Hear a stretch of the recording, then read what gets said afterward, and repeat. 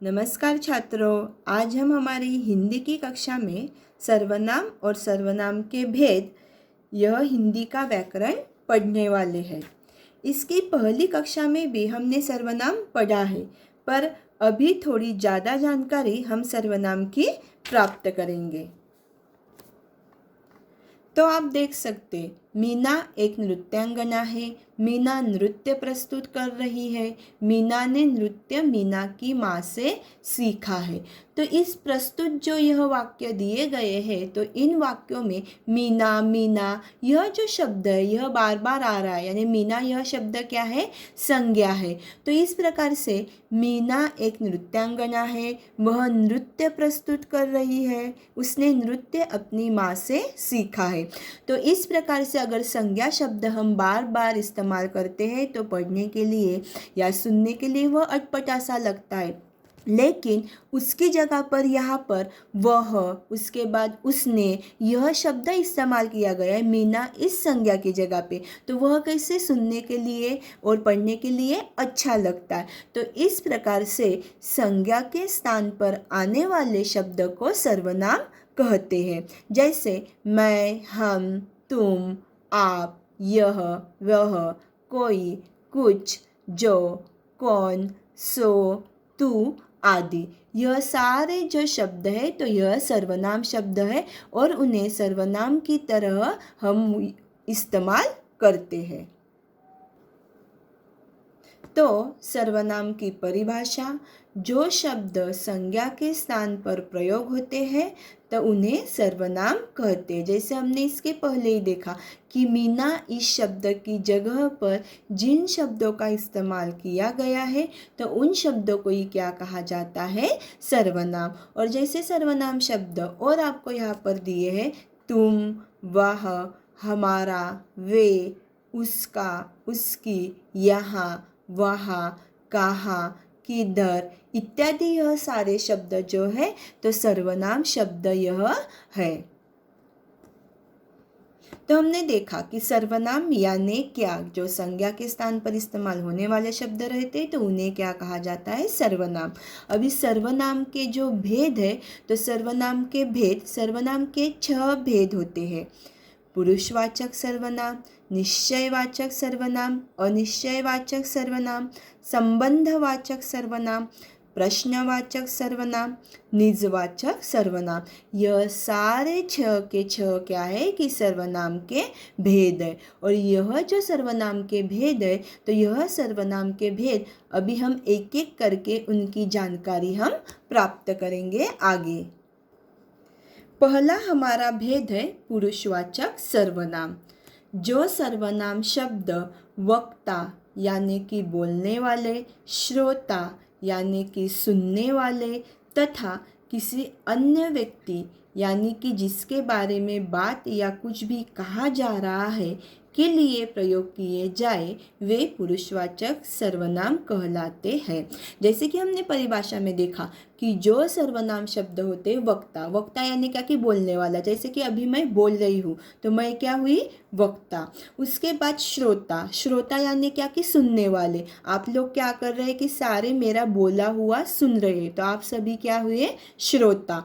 और इस प्रकार से वक्ता और श्रोता जिसके बारे में, किसी अन्य व्यक्ति के बारे में अगर कुछ कह रहे हैं या कुछ बोल रहे हैं तो उसे क्या कहा जाता है, अन्य व्यक्ति। यानी वक्ता, श्रोता या अन्य व्यक्ति, इनके लिए जिन सर्वनामों का इस्तेमाल किया जाता है तो उसे कहा जाता है पुरुषवाचक सर्वनाम। जैसे कि पुरुषवाचक सर्वनाम है मैं, हम, तू, तुम, वे, वह आदि। यानी मैं और हम, यह जो शब्द है तो यह वक्ता जो होता है, बोलने वाला जो होता है तो वह खुद के लिए इन सर्वनामों का इस्तेमाल करता है।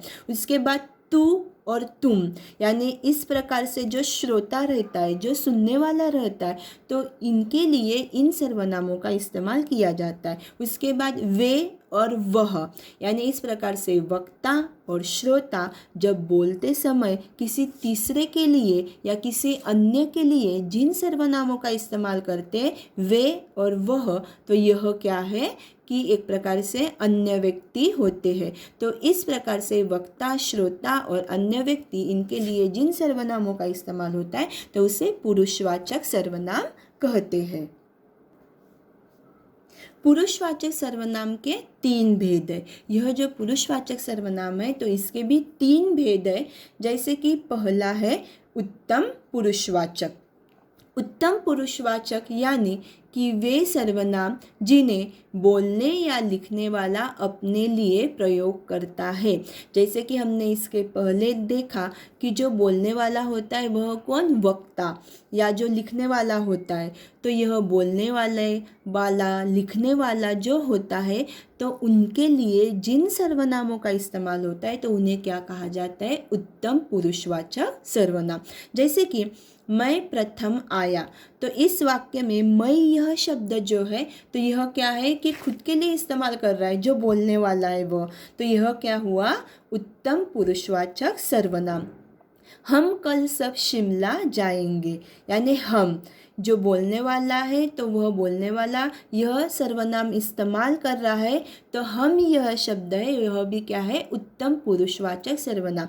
यानी इस प्रकार से बोलने वाला या लिखने वाला जो वक्ता होता है तो वह जिन सर्वनामों का इस्तेमाल अपने खुद के लिए करता है या स्वयं के लिए करता है तो उसे क्या कहा जाता है, उत्तम पुरुषवाचक सर्वनाम। पुरुषवाचक सर्वनाम का दूसरा भेद है मध्यम पुरुषवाचक सर्वनाम। मध्यम पुरुषवाचक यानी कि वे सर्वनाम जिन्हें बोलने वाला व्यक्ति सुनने वाले व्यक्ति के लिए प्रयोग करता है। जैसे कि हमने देखा था कि जो बोलने वाला व्यक्ति होता है तो वो सुनने वाला यानी क्या कि श्रोता, जैसे कि आप लोग हो, तो आपके लिए जिन सर्वनामों का इस्तेमाल किया जाता है बोलने वाला, तो उसे क्या कहा जाता है, मध्यम पुरुषवाचक सर्वनाम।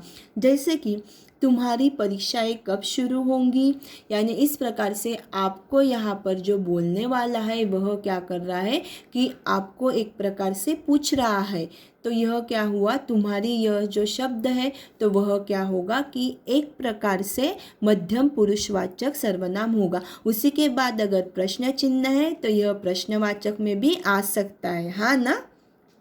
आपका घर बहुत सुंदर है, तो इसमें आपका यह शब्द जो है तो वह सामने वाले को बोलने वाला क्या कर रहा है कि इस सर्वनाम का इस्तेमाल कर रहा है, जो सुनने वाला श्रोता है उसके लिए, तो यह क्या हुआ, मध्यम पुरुषवाचक सर्वनाम। यानी एक प्रकार से बोलने वाला जो सुनने वाला रहता है श्रोता, इसके लिए जिन सर्वनाम का इस्तेमाल करता है तो उसे कहा जाता है मध्यम पुरुषवाचक सर्वनाम। तीसरा भेद है अन्य पुरुषवाचक सर्वनाम। अन्य पुरुषवाचक यानी कि वे सर्वनाम जिन्हें बोलने या कहने वाला व्यक्ति सुनने वाले के लिए नहीं बल्कि किसी तीसरी व्यक्ति अर्थात अन्य व्यक्ति के लिए प्रयोग करता है। यानी अन्य पुरुषवाचक सर्वनाम यानी क्या कि बोलने वाला व्यक्ति या सुनने वाला व्यक्ति जो रहते, जैसे वक्ता और श्रोता, यह जो बोलते समय किसी तीसरे व्यक्ति के लिए यानी किसी अन्य व्यक्ति के लिए जिन सर्वनामों का इस्तेमाल करते हैं तो उन्हें कहा जाता है अन्य पुरुषवाचक सर्वनाम। जैसे कि वे तीनों पक्के मित्र हैं, तो इस वाक्य में वे यह शब्द क्या है, अन्य पुरुषवाचक सर्वनाम है। यानी मैं और आप यानी वक्ता और श्रोता किसी तीसरों के लिए या किसी तीसरे जो मित्र है उनके लिए यह जो है यह शब्द इस्तेमाल कर रहे, तो यह क्या हुआ, अन्य पुरुषवाचक सर्वनाम। उसने मेरी बात नहीं मानी, यानी मैं आपको बता रही हूँ, यानी वक्ता जो है श्रोता को बता रहा है कि जो कोई अन्य तीसरा व्यक्ति होगा तो उसने यानी उसने यह शब्द क्या हुआ, अन्य पुरुषवाचक सर्वनाम, मेरी बात नहीं मानी। यानी बोलने वाला वक्ता सुनने वाला श्रोता किसी अन्य के लिए तीसरी व्यक्ति के लिए जिन सर्वनामों का इस्तेमाल करता है तो उसे ही क्या कहा जाता है, अन्य पुरुषवाचक सर्वनाम। तो हमने पुरुषवाचक सर्वनाम के 3 भेद, उत्तम पुरुष, मध्यम पुरुष और अन्य पुरुष, यह हमने देखा। अभी इसके आगे के वीडियो में हम सर्वनाम के अन्य जो भेद है वह हम पढ़ेंगे। धन्यवाद।